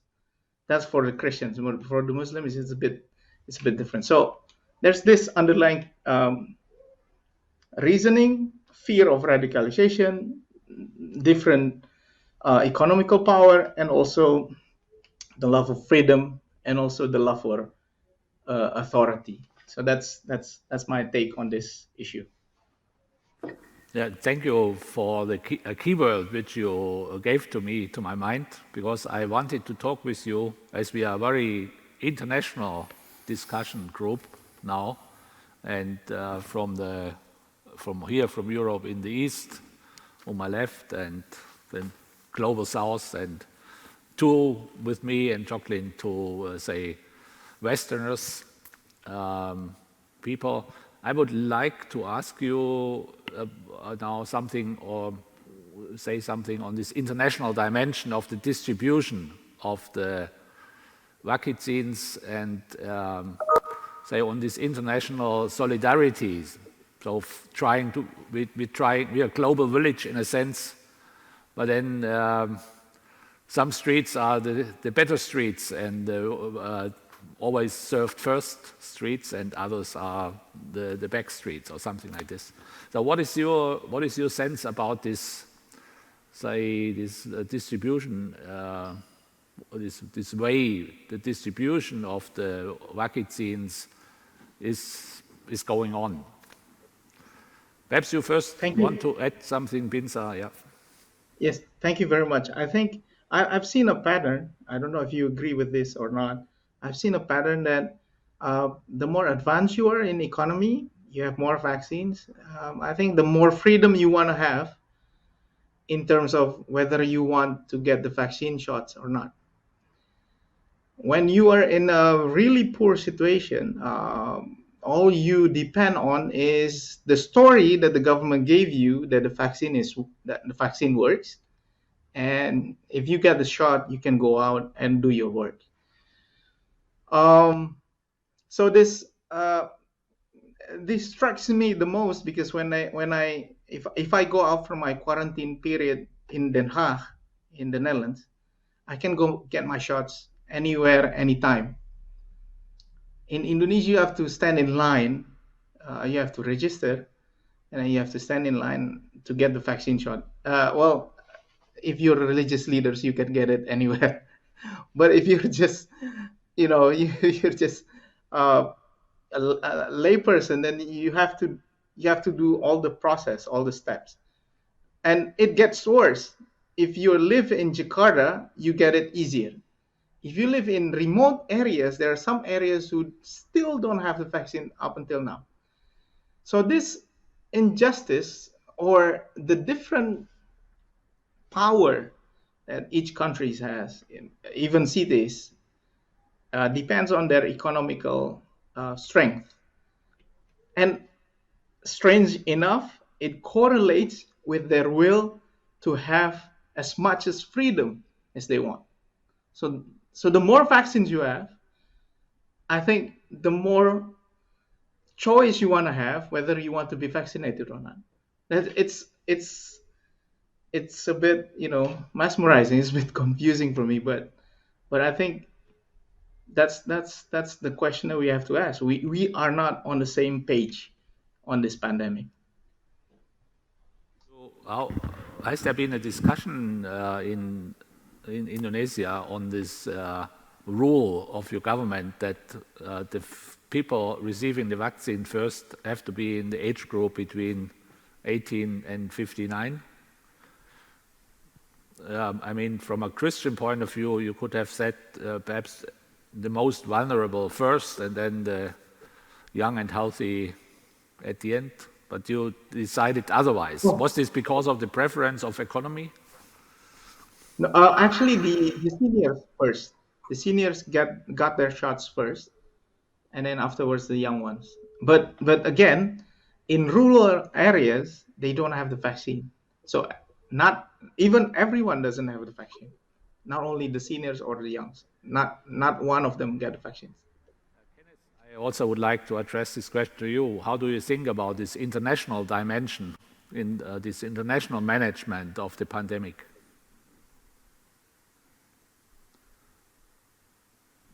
Well, I think... No. I wanted to ask Kenneth Mtata. Oh, I'm sorry. Sorry. I didn't but hear you can perhaps answer because he obviously...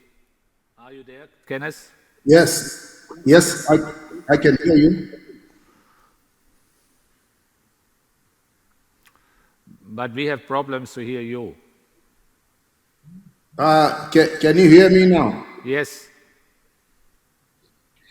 Yes, I think there is definitely a huge international dynamic on the COVID pandemic, especially for the fact that in our case, the country's alignment to Russia and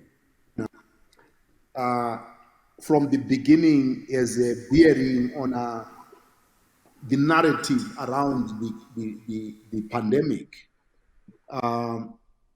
So that even though privately there could have been those who believed the pandemic originated from China, but for reasons of our relationships, this could not be spoken out publicly. Then secondly, I think the issue of where the vaccines would come from, we were not talking of any vaccines from any country except vaccines from China. So we, from the beginning, we were to take a vaccine from China, but this created new problems because many people are suspicious of Chinese products in our country. So on one hand, it is the only vaccine that is available, but on the other hand, the population is skeptical about that product. So there was a lot of work also to try and promote Chinese vaccine, and especially that it took long before the World Health Organization certified the use of Chinese vaccine. This even created more hesitation.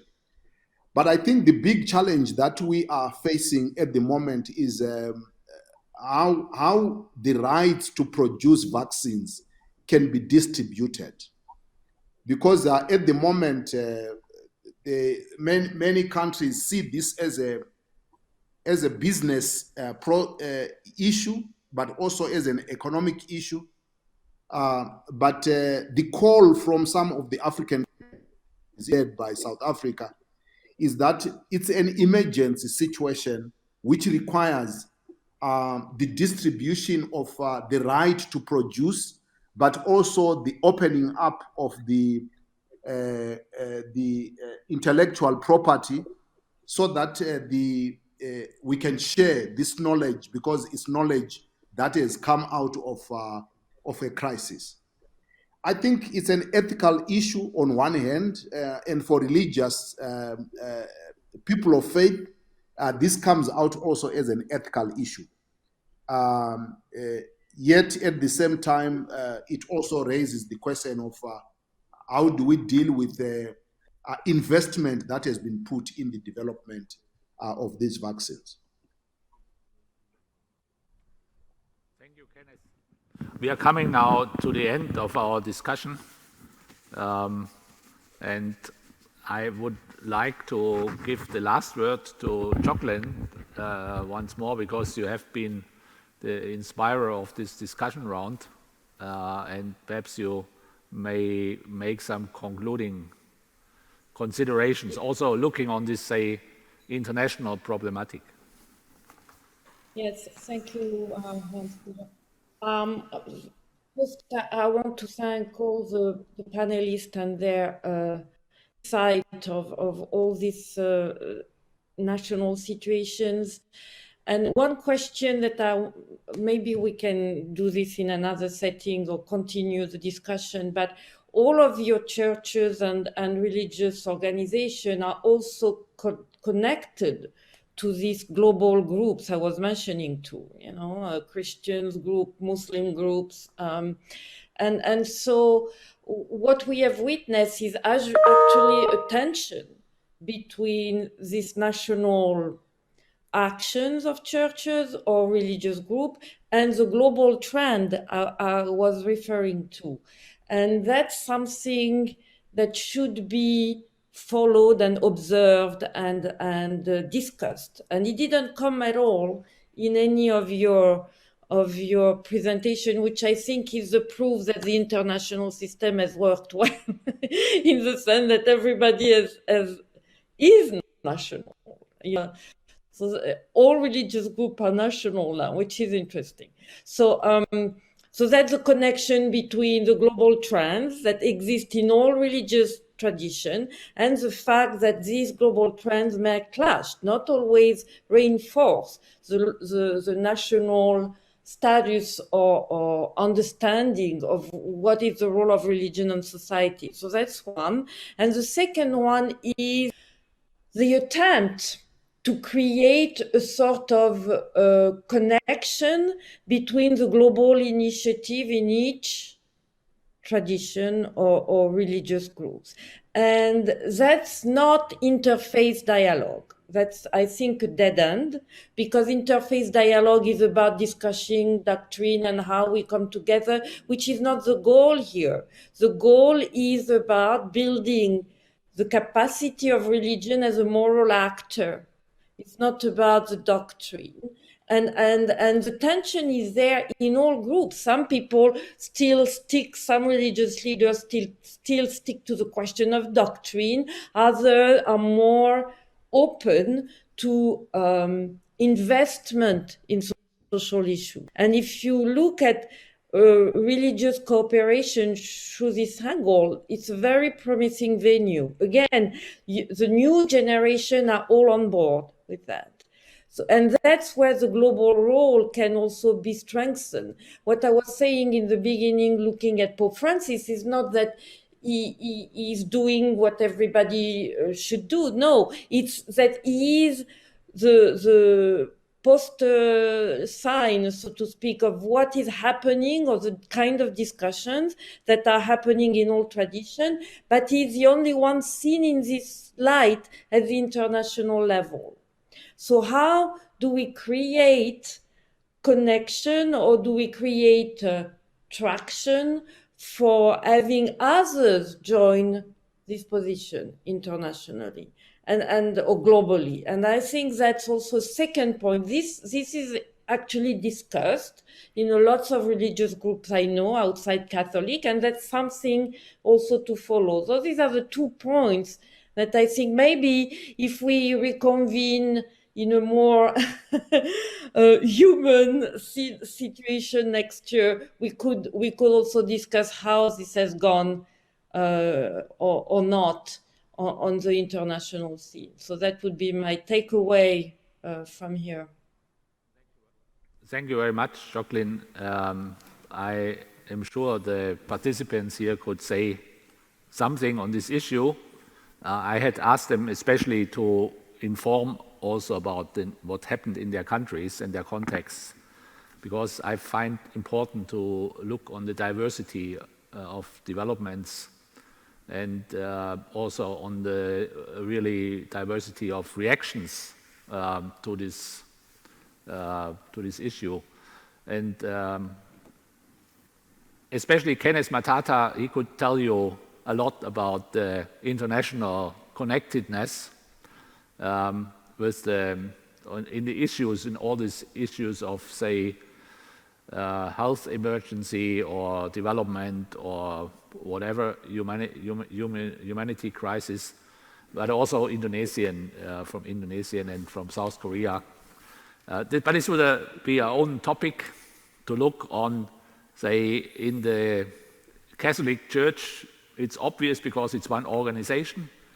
But in say the Protestant tradition, where the other 3 speakers came from, it's a bit more complex and not so visible, but in a sense very effective. So, but this would be a different point. We had to really to deepen this at another time. So thank you now very much, Professor Lee here, who made me not sit alone on this in this venue.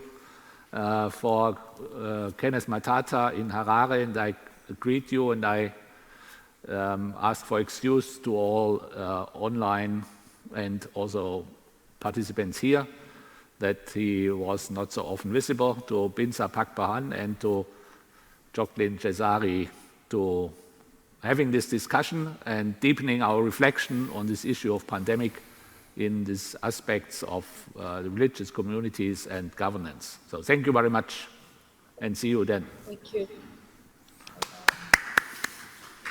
Thank you.